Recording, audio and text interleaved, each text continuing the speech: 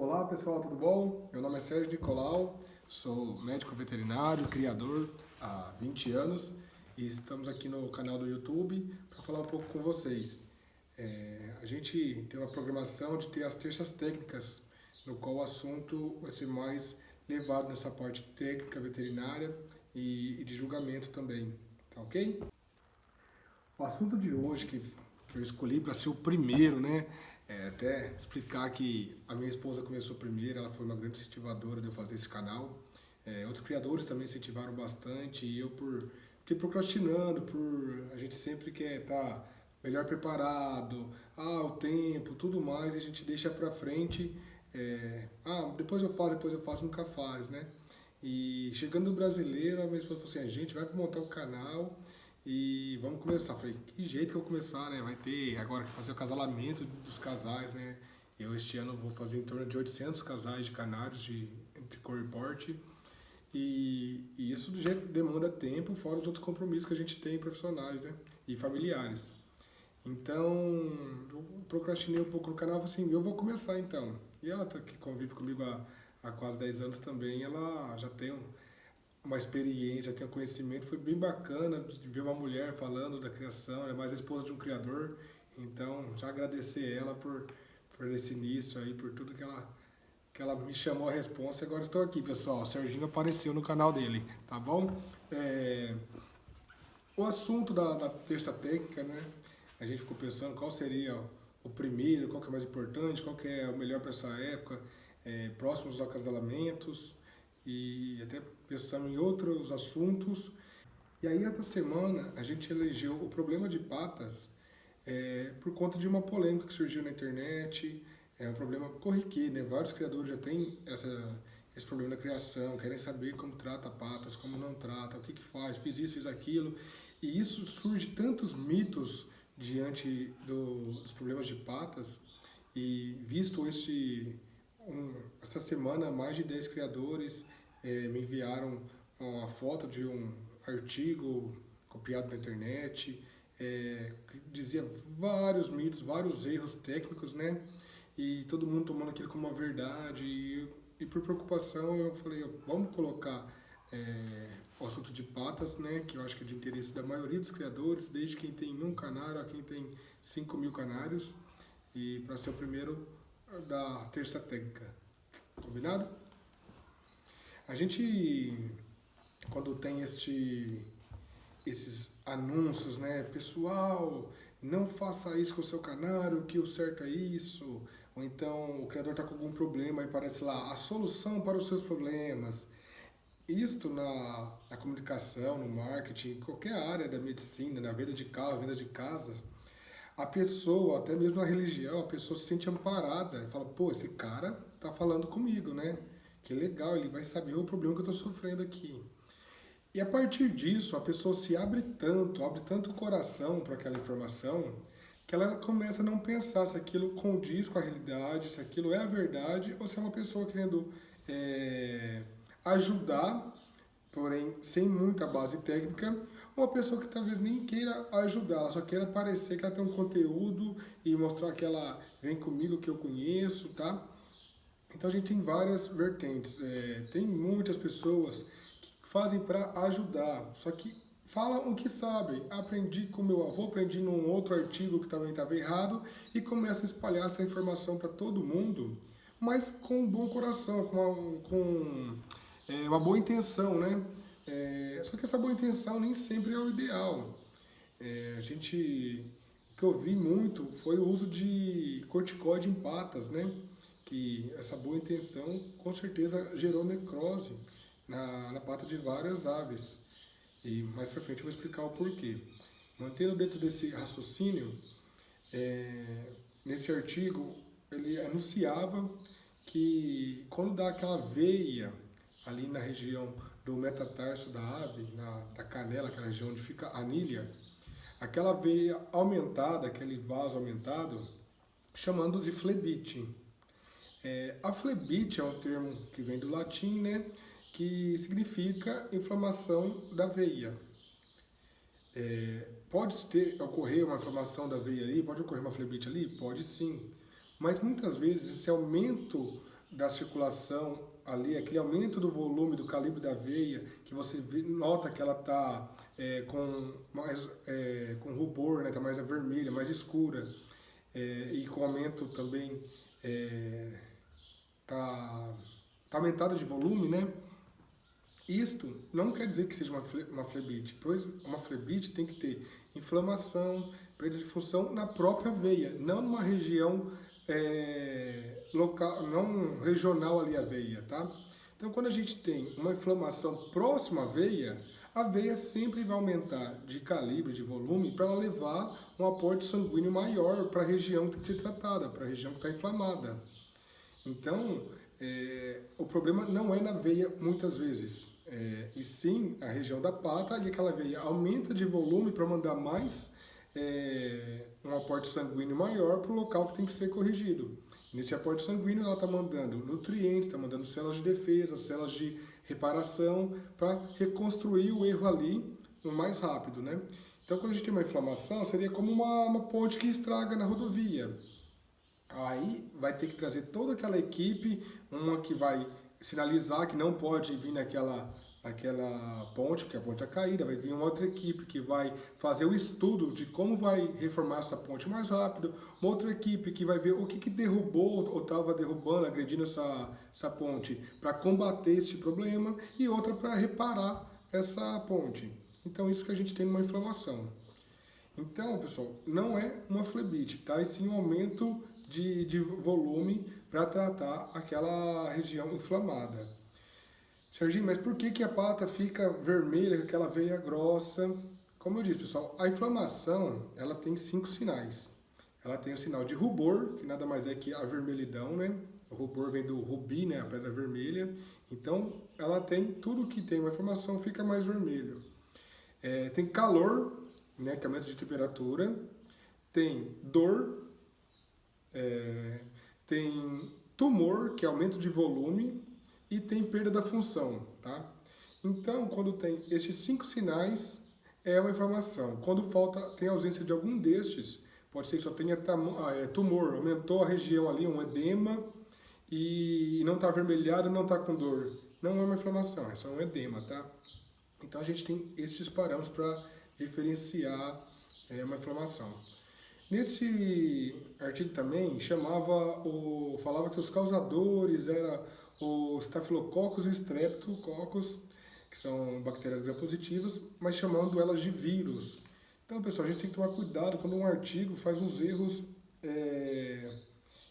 grotescos de chamar uma bactéria de vírus, mostra que ali já não tem um fundamento muito técnico. E aí ele cita como tratamento a anistatina líquida. Então ele chama de vírus, descreve uma bactéria e como tratamento usa um antifúngico. Então você vê que está tudo bagunçado ali. Então vamos por partes. O Staphylococcus e Streptococcus, muitas pessoas fazem exames, eu sou muito contra esse exame sem a indicação do veterinário. Por quê, pessoal? Porque na medicina ninguém fala assim, vou lá fazer um exame de sangue. Por quê? Porque às vezes o que você está sentindo não é a partir de um exame de sangue que você vai descobrir. É a partir de um ecocardiograma, é a partir de uma histopatologia, de uma biópsia, de uma endoscopia. Cada problema tem um exame específico e às vezes não precisa nem de um exame complementar, apenas o exame clínico já é o suficiente, mas muitas vezes a gente precisa de um exame complementar, um exame laboratorial, mas cada caso é um caso. E o criador, muitas vezes, né, eu sempre digo isso em palestra, ele acha que no exame de fezes, numa cultura antibiograma, ele vai mandar lá, o laboratório vai mandar o resultado com toda a solução, como você trata, e acabou o problema e vida eterna para o pássaro, porque agora a gente sabe como descobrir o que ele tem e como tratar. E a medicina veterinária não funciona dessa forma, tá?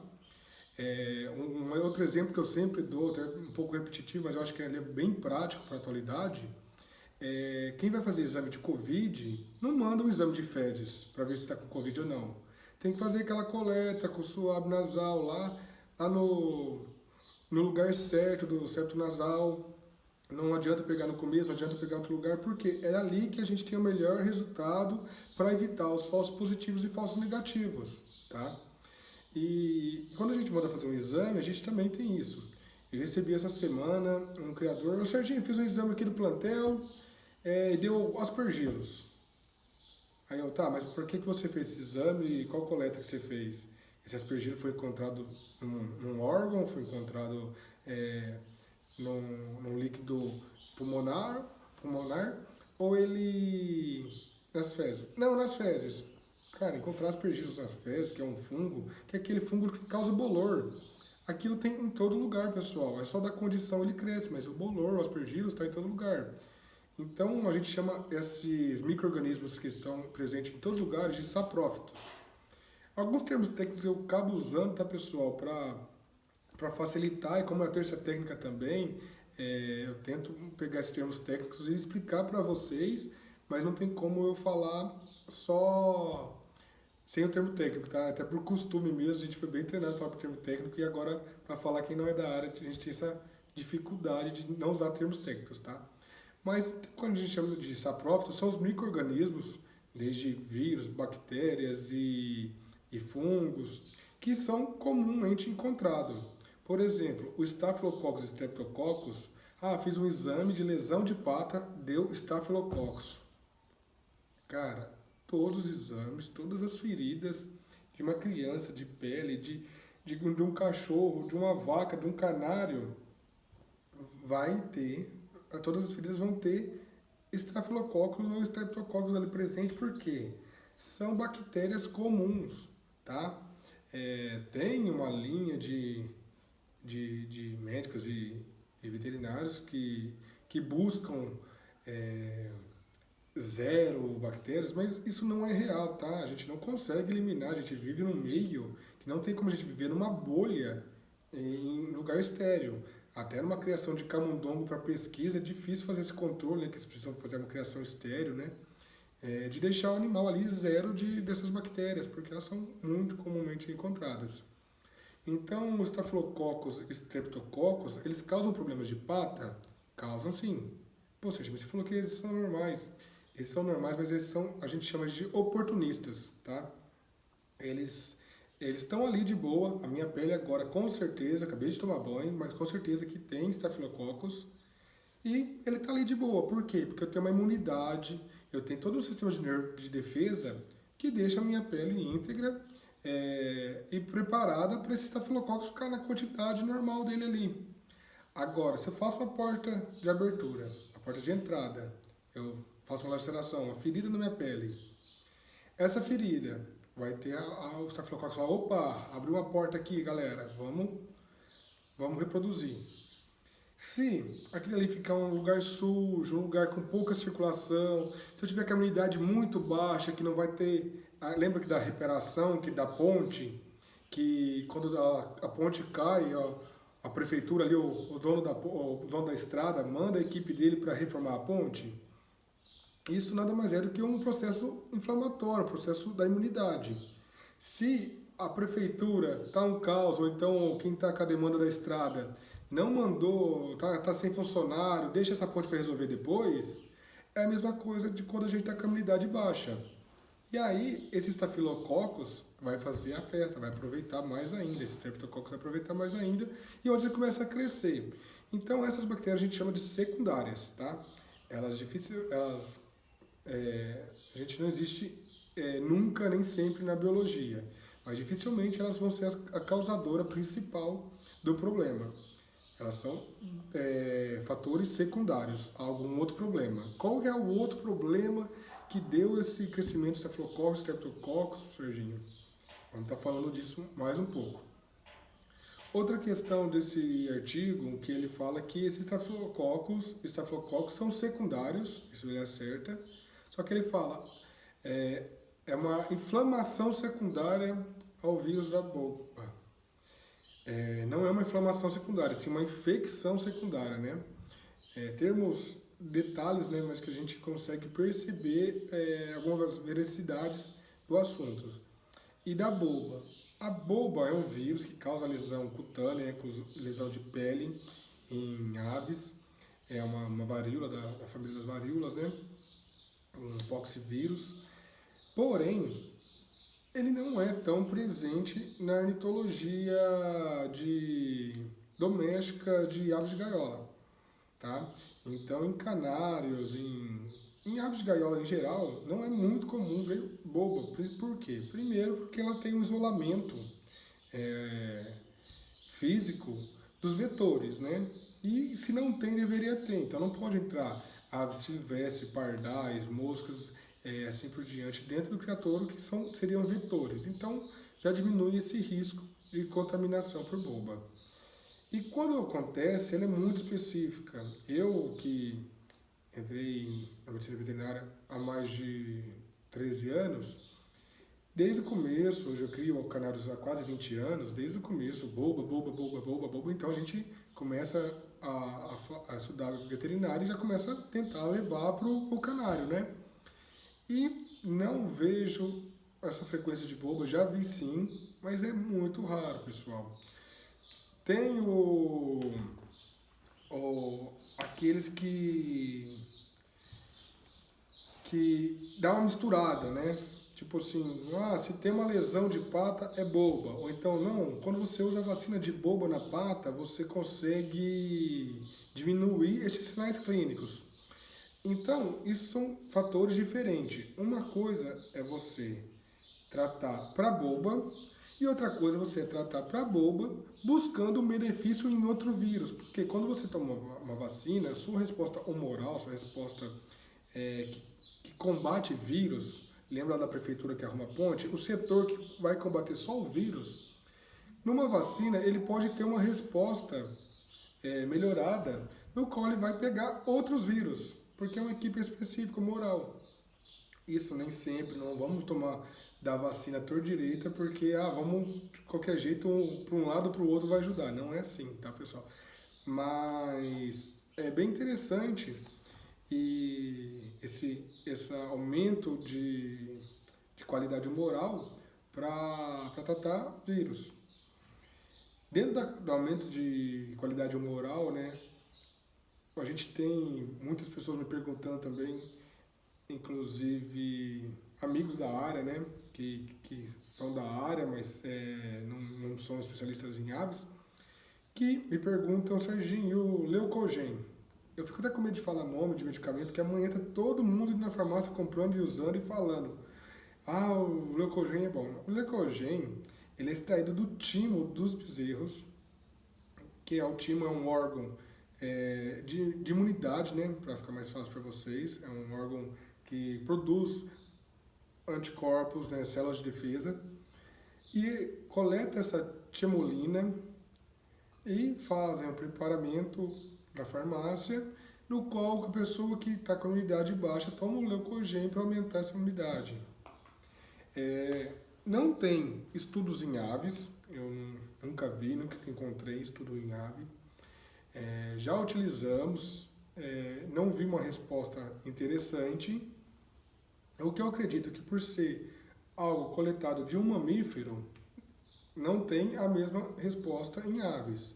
Em mamíferos, sim, o Leucogen ele é interessante, claro, da forma certa, é recomendado por um veterinário ou pelo médico, né? É um produto da medicina humana. Mas, então, só para explicar para vocês que tem como aumentar essa imunidade de outras formas, mas que nem tudo que aumenta a imunidade para um vai aumentar a imunidade para o outro. Voltando a esse artigo meio ficou famoso essa semana aí, todo mundo perguntando dele, ele fala, você pode usar um antibiótico de sua preferência. É claro que a pessoa não quis dizer isso, tá? Mas uma maneira também você vê outra questão que a gente tem que tomar cuidado com o que está na internet, com o que está ali, mesmo que na forma de ajudar. Não se toma antibiótico, não se dá antibiótico de acordo com sua preferência. Serginho, se dá antibiótico a partir do exame, né? Não também, pessoal. Antibiótico tem várias formas de ser dadas. Todo mundo aqui já deve ter tomado antibiótico várias vezes. E poucas dessas vezes que vocês tomaram a partir de um exame de cultura e antibiograma. Mas o médico fez errado então, o médico deu um antibiótico sem eu ter feito um exame para saber qual antibiótico que seria o sensível e o resistente. Não, pessoal, a gente já tem grupos de bactérias que infectam cada parte do corpo, cada sistema. E de acordo com a análise clínica, a gente já sabe qual antibiótico tem uma predileção para pulmão, para pele, para rim, para sistema urinário, para gastrointestinal. Então, só sabendo disso, a gente já consegue acertar o antibiótico com uma eficiência maior. É claro que a gente não consegue prever as resistências, que isso também ocorre. Mas dentro disso, não dá para esperar uma pessoa um animal chega com uma febre alta, com todos os sinais de infecção, e você fala assim, correndo risco de sepsemia, de morrer ali, né? Você fala, peraí que eu vou coletar, vou mandar para uma cultura que vai demorar 1 ou 2 dias para crescer essa cultura e depois fazer um antibiograma para a gente escolher o antibiótico que a gente vai tratar. Até sair esse resultado, a ave, o paciente, já morreu. Então, a gente tem várias formas para prescrever um antibiótico, que não é só um antibiograma. O antibiograma é muito válido. Muitas vezes a gente faz uma coleta, entra com antibiótico de emergência, de acordo com cada área, com cada possível bactéria, grupo de bactérias que a gente está tratando, se é uma gram negativa, uma gram positiva, se é uma atípica, se é uma anaeróbica, facultativa e assim por diante. A gente já sabe quais grupos principais de cada lugar que ela está para a gente poder acertar o máximo. E dentro disso, a gente pode sim já aproveitar e fazer um antibiograma, porque até sair o antibiograma, a gente fala, opa, aqui ó, o que eu entrei primeiro já é sensível, já estava certo. E você vai vendo também a resposta do paciente. Ou então, nossa, o que eu entrei aqui ele é intermediário, então já deu uma segurada, não deixou o bicho morrer, mas eu preciso trocar para um sensível.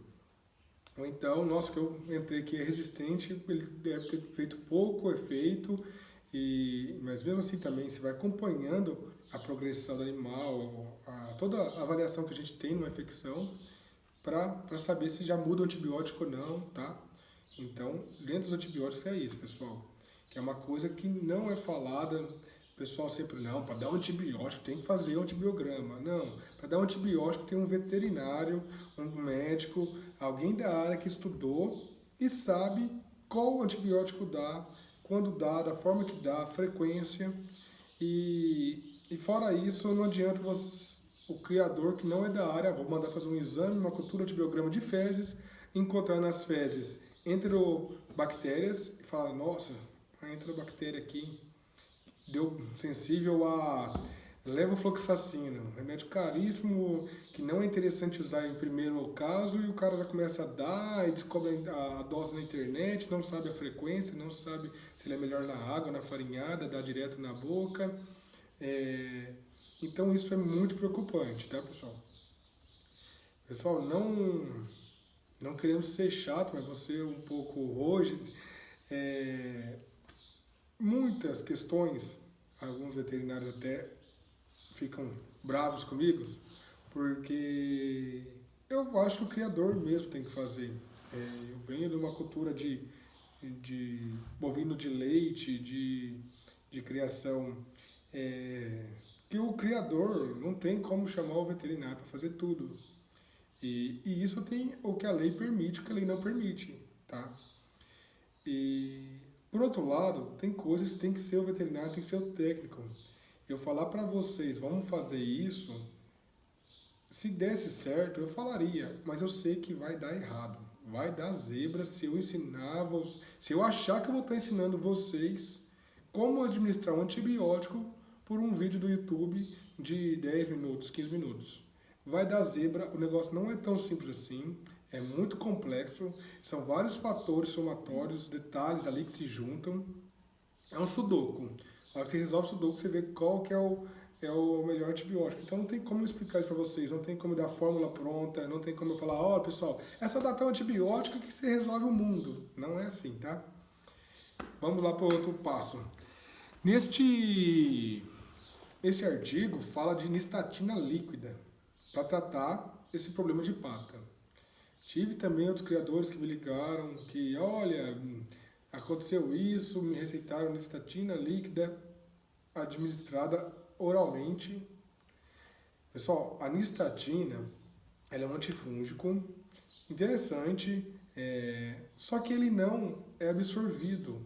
Se você ingerir ele vai tratar os fungos de onde ele tiver contato, que é na boca, na garganta ali, esôfago, estômago, na ave, no proventrículo, desce ali, intestino, sai no reto, o ânus, foi embora. Ele não cai na circulação quando você utiliza ele por via oral.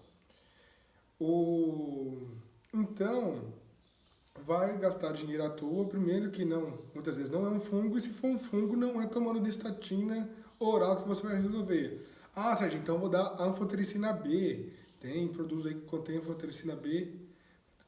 Anfotericina B também não será absorvida, ela não é absorvida de forma oral.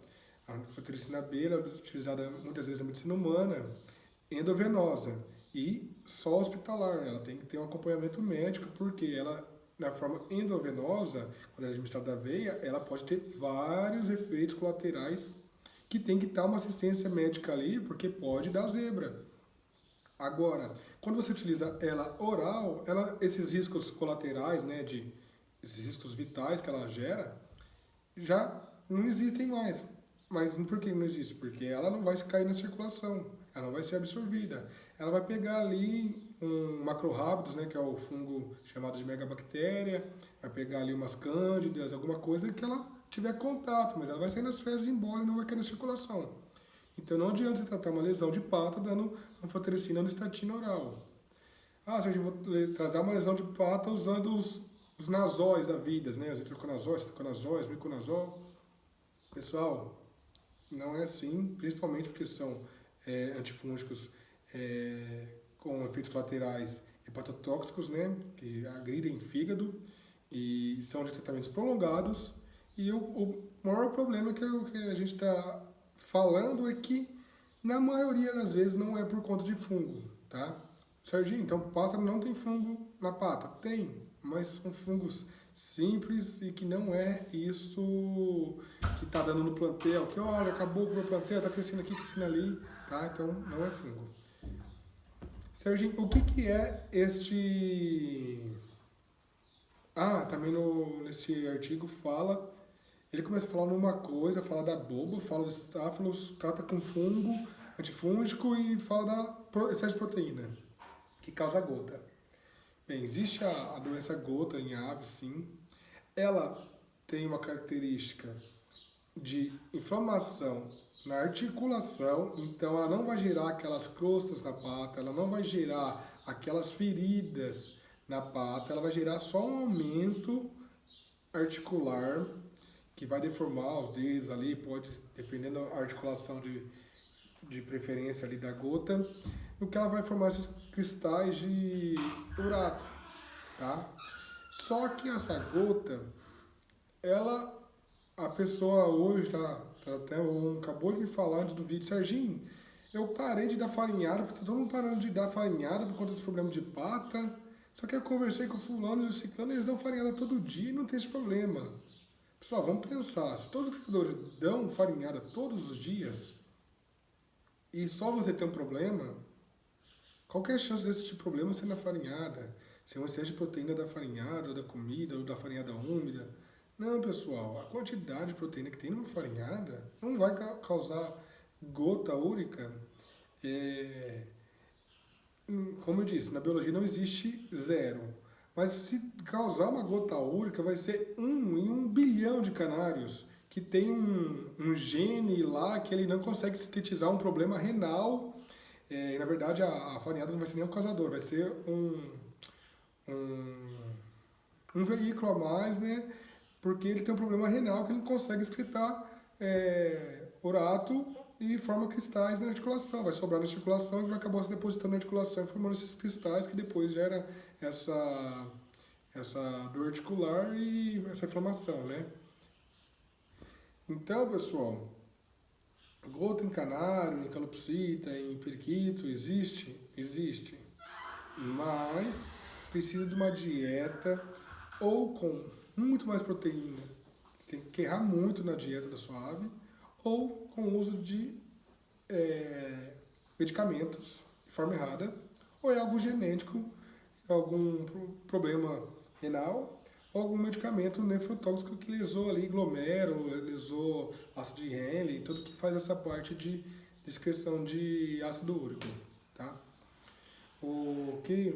Ah, eu já vi também gota em aves quando o criador inventou de dar esses suplementos de aminoácidos, né? É, pode utilizar suplemento de aminoácidos? Dependendo do caso, a quantidade sim, só que o criador não acha que muitas vezes, tá 5 gramas por quilo. Vou dar 20, né? Um pouquinho a mais, que é 15 gramas em um quilo. E isso, sim, aí você está dando um aumento de aminoácidos, né? Que são a base da proteína. No códice Quero, eles têm a formação desses corpos nitrificados, né? Nitritos, nitratos, amônios, ureia, ácido úrico, que é tudo a partir desse nitrogênio orgânico, no qual vai sobrar, como o metabolismo ali, vai sobrar resíduo metabólico, esse urato que vai se transformar, vai cristalizar e se transformar nesse cristal de urato que vai fazer a gota, tá? Mas isso é caso raro, específico, ou então, quando não é específico, quando dá mais de uma ave, é que o criador errou nessa suplementação, inventou um modo, deu um medicamento para todos, mas não é pela farinhada, não é porque eu dou um ovo na farinhada que está causando essa gota, tá? E lembrando também que essa gota ela é bem específica. Quem tiver dúvida de como é uma gota, coloca no Google, pessoal, para ver a lesão em humano. E vocês vão ver que o que está tendo nos pássaros hoje não tem nada a ver com essa gota. Existe, não, Serginho, tem um pássaro que uma vez inchou a junta, tá? Mas se inchar a junta, tem outros fatores também. Como uma infecção articular, né? A bactéria caiu dentro da articulação. Tem outros problemas que a gente vai comentar. Eu tinha parado, deixa eu ver. Eu tinha falado da listatina, da gota. Bem, e o que a gente tem hoje de lesão de patas? Serginho, você fala que não é fungo, a gente chamou de fungo de unha. Você fala que não é boba e o pessoal vacina para boba. Você... O que é? Você fala que os estafilococcus e o estrepto ali geralmente são secundários. A pseudomonas também, que é uma gram negativa também. Saprófita também secundária. E o que a gente tem hoje? Esse aumento articular, né, a junta está inflamada, né, que o pessoal começou a reclamar, que esta pode parecer gota, a gente tem como principal vetor um vírus chamado Helvírus, tá? Esse Helvírus é muito presente nas criações e também o nome dele, Helvírus, veio até porque ele foi encontrado em sistema respiratório, né? Esse R é de sistema respiratório das aves e não sabia o que ele fazia. Encontrou esse vírus ali e não sabia se ele era saprófito, se ele estava perdido, se ele era comensal a ave ou se ele fazia algum dano, e depois descobriu que as lesões de inflamação articular em galinhas de granja era causada por ele. E já foi descrita em outras aves também. E com o nome de artrite viral, tá? Essa artrite viral, o pessoal também está na moda agora da vacina da artrite viral. Eu não tenho experiência ainda, gostaria de estar utilizando, avaliando. Não posso falar para vocês se ela é boa, se é ruim. A fonte que vem de um cara que eu admiro bastante, então acredito que ela tenha algum benefício sim, mas eu hoje não tenho um teste, então não posso falar porque tudo que eu tenho hoje é dentro de conhecimento em galinhas, não em aves de gaiola, do Helvírus. Mas acredito sim que o Helvírus já é um dos causadores dessas artrites em canário. E uma outra questão, Serginho, o que é? É um vírus. Qual vírus? Esse vírus eu não sei qual é ainda. Tenho as minhas desconfianças de acordo com família, grupos, características, morfologia. Porém, eu não tive é, nem tempo, nem dinheiro, nem condição de mandar descobrir qual vírus é esse. Pedir para um laboratório pegar, ver o DNA, ver a forma, ou o RNA, no caso, né, que é vírus, e pode ser RNA ou DNA, e descobrir qual vírus é este. Mais uma coisa que eu sei que é vírus, por quê? Porque no exame histopatológico a gente encontra corpúsculo de inclusão. Esse corpúsculo de inclusão é um sinal achado quando tem uma infecção viral. Então, provavelmente, este vírus pega, faz uma lesão ali, diminui a inflamação, no qual depois vem as oportunistas, Staphylococcus, Streptococcus, Pseudomonas e assim por diante. Tá bom? Pô, Sérgio, tá, você falou agora pra gente que é um vírus, não sabe qual vírus que é e que a gente faz. Pessoal, limpeza de gaiola é o principal, tá? A gente, mas Serginho, eu tô lavando meus puleiros todo dia, toda semana, tô passando no Virkon, no cloro, no iodo, tô queimando, botando fogo, fervendo, autoclavando, e mesmo assim as aves continuam apresentando sinais e aumentando o número de casos. Pessoal, o que adianta vocês trancar a casa com o ladrão dentro? De nada. Quando você faz toda essa esterilização, mas a ave com a lesão continua dentro do criatório, e você coloca o puleiro limpo, e ela pisa de novo esse puleiro limpo, e aí ele pula para o lado, pula para o outro, quando pensa que não, você tira aquela ave dali, vamos mudar ela de gaiola. Vem e coloca outra ave ali, que encostou nesse puleiro. Muitas vezes, essa infecção já aconteceu, esse vírus já entrou, só que ele tem um processo, tem um tempo para apresentar, ou pode ser que nem se apresente. Mas, aí depois você coloca essa ave em outra gaiola, passa em outra, pega outro passarinho, coloca junto, não sei o que, a hora que você vê, você parou, aí, opa, uma feridinha aqui, fui ver, começou uma feridinha, uma lesão de pata, já passou para o outro, já tinha passado para outra gaiola, botou uma voadeira com 30 canários juntos. Então, pessoal, não adianta vocês limparem a gaiola e manter a ave, que é um vetor deste vírus. Pelo que eu acredito, em analogia com outras espécies, este vírus ele só se transmite quando tem lesão, tá? Mas isso estou falando por achismo, eu não posso achar, mas eu estou comentando com vocês um dado por avaliação de espécie. Mas a chance desse vírus poder ser transmitido mesmo na ave sem lesão, pode existir também. É mais raro, é mais difícil, mas a gente sabe que existe isso, vírus também. Então, pessoal, primeira coisa é não criar pânico, tá? Todos os criadores já tiveram problema de pata e isso não vai acabar com os plantéis do mundo e a gente também, agora uma dica de criador de 20 anos que já teve vários problemas, falou assim, vou parar de criar esse trem, porque a hora que eu resolvo um problema vem outro. Mas este é o legal, até brinquei com um amigo meu que estava com um problema de pato, falei, cara, sabe o que você pode fazer? Ele falou, você não tem que parar. Eu falei, não, realmente, pare mesmo, para de criar, cria camundongo. Camundongo, você vai botar lá um casalzinho, vai dar 10 filhotes todo mês, não morre um filhote, não dá problema de pata, não dá nada, no máximo às vezes um come o outro, mas então a gente tem dificuldades na criação e por isso que a gente está aqui buscando saber mais como melhorar a criação dos animais em ambiente doméstico, como levar essas técnicas para a preservação de outras espécies. Então, tudo isso são fatores que ajudam num ambiente amplo.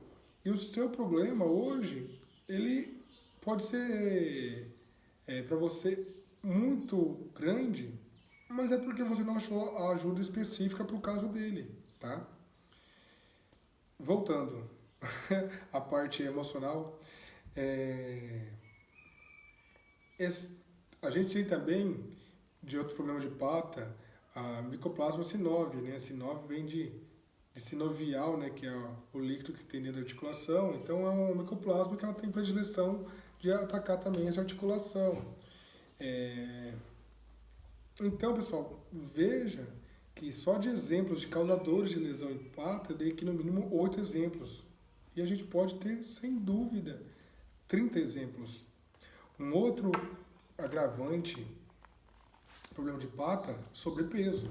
A ave pesada vai fazer maior pressão na pata. Com maior pressão na pata, você vai começar a lesionar a parte plantar ali, a parte da sola do pezinho da ave, no qual isso pode abrir uma porta de entrada e a bactéria que estava ali acabar entrando, tá? Uma dica, né, que eu sempre dou para quem está com aves muito pesadas é aumentar a palmilha do tênis delas. Então você não vai estar com uma pessoa obesa usando um tamanco de pau. Você vai usar um tênis confortável, um Nike Shox com mola.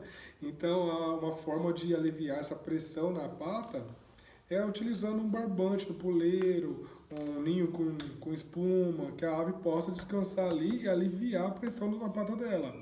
Isso é um dos fatores para colaborar, mas você vai ter que se preocupar com o sobrepeso dela também. Então, naquilo que eu estava falando do ter o ladrão dentro de casa, trancar a casa com o ladrão dentro, a gente tem que se preocupar em ter um lugar para isolar as aves doentes, tá? E isolar as aves doentes, dentro desse lugar tem as gaiolas para cada ave doente, para cada tipo de sinal, até o veterinário chegar. Porque eu acredito que a maioria das pessoas não tem um veterinário vizinho da sua casa, que liga e ele está lá no mesmo instante que se encontra. Então, você viu algum pássaro acometido, pega e coloca numa gaiola dele. Serginho, não tem outro lugar para colocar esse pássaro, tá? Não tem outro lugar para colocar esse pássaro. A gaiola dele vai se tornar incostável, tá? Vocês não vão encostar nessa gaiola. Se encostar é com luva, vai fazer uma proteçãozinha dela na lateral. Para quê? Para ter um cuidado de não ficar. Muitas vezes eu vejo o criador, vou tratar dos pássaros que estão com lesão de pata cedo. Vai, pega esse pássaro de manhã, a primeira coisa que ele faz para não esquecer, põe a mão ali, puxa a casquinha, coisa com a unha, volta o pássaro para a gaiola, lava a mão. Quando lava a mão, mais ou menos, depois começa a pegar nos outros canários. Nossa, esse canário é bonito, hein? Pega na mão e volta, pega no ninho. E a mão dele está sendo um vetor, tá?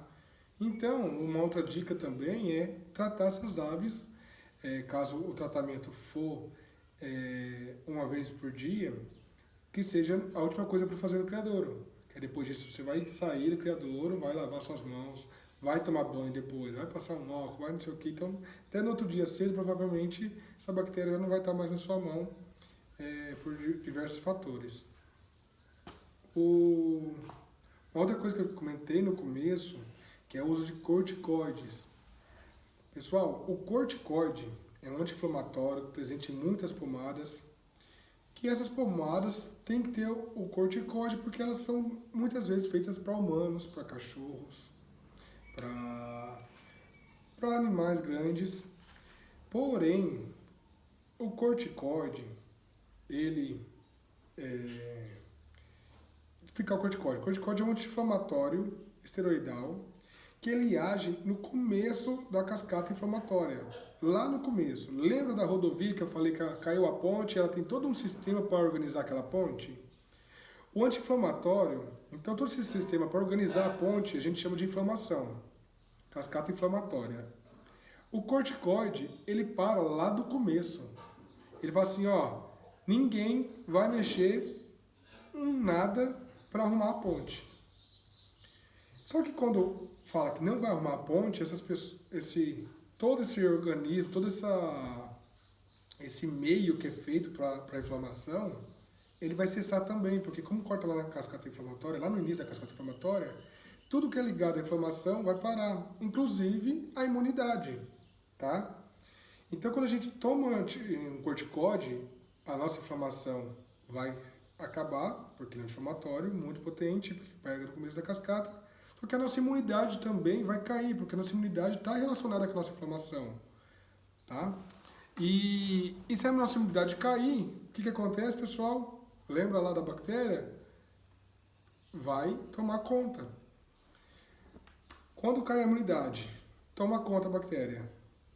Aí, provavelmente vem uma necrose, porque essa bactéria toma tanta conta que o aporte sanguíneo não tem, a inflamação lá aquela veia que está grossa, mandando nutrientes e células de defesa para corrigir a inflamação, ela vai cerrar, vai cessar e a gente não vai ter mais uma inflamação até que a bactéria ganha, toma conta de tudo e até gerar uma necrose local.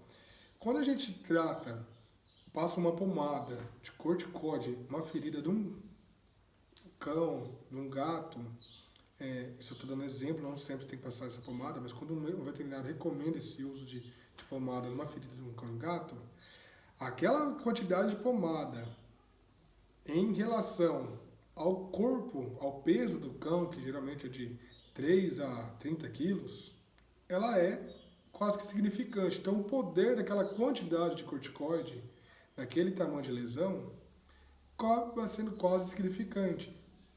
Agora, quando você bota uma pomada numa pata de um canário, a quantidade de corticoide que foi feita para um humano, para um cachorro, na pata do canário, o cara vai e esfrega numa pata inteira, vai até aqui no fêmur da ave, aí vai aproveitar e passar na outra pata também. Ele passa quase que 1/3 do corpo da ave. Uma ave de 20 gramas, de 30 gramas, 15 gramas. Então, é muito corticoide para uma ave. E o que acabou acontecendo? A imunidade vai lá embaixo, porque como eu falei, a anistatina, ela oral, ela não cai na circulação, ela passa. A anistatina, quando você coloca numa pele, ela não é absorvida. Agora, um corticoide, quando você coloca ele na pele, ele consegue cair na circulação, tá? Então, você vai baixar a imunidade da ave e sem imunidade, que é o que protege o corpo dessas bactérias que estão ali e são oportunistas, vai acabar e essas bactérias vão tomar conta que então muitas vezes a gente tem necrose. Serginho, me manda foto, olha aqui essa pata, passei uma pomada, não fiz nada e necrosou. Cara, você passou pomada tal, né? Ah, passei. Então, pessoal, corticóide em pata de ave, de jeito nenhum, a não ser sobre a recomendação do médico veterinário para um caso específico que ele achar melhor.